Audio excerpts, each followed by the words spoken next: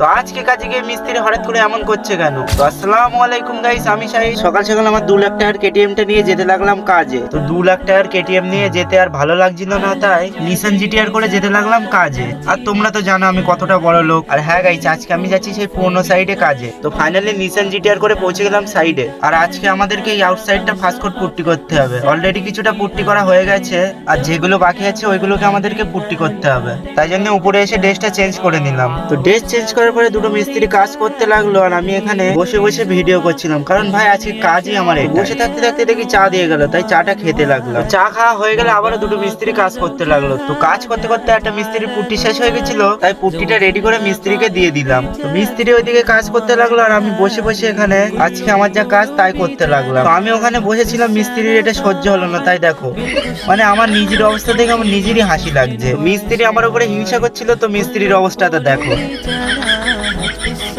তো মিস্ত্রির অবস্থা দেখে সবাই মিলে চলে আসলাম টিফিন খেতে। আর হ্যাঁ গাইস, কাল থেকে প্রথম রোজা শুরু হচ্ছে, আর তোমরা যদি রোজার ডেলি ব্লগ দেখতে চাও তাহলে একটা করে কমেন্ট করো। তো টিফিন খাওয়ার পর আবারও মিস্ত্রিরা কাজ করতে লাগলো। সব কাজ কমপ্লিট করে রেডি হয়ে গেলাম বাড়ি যাবো বলে। তো আজকের ব্লগটা এই পর্যন্ত। ব্লগটা কেমন লেগেছে অবশ্যই কমেন্ট করে বলবে। দেখা হবে পরের ব্লগে।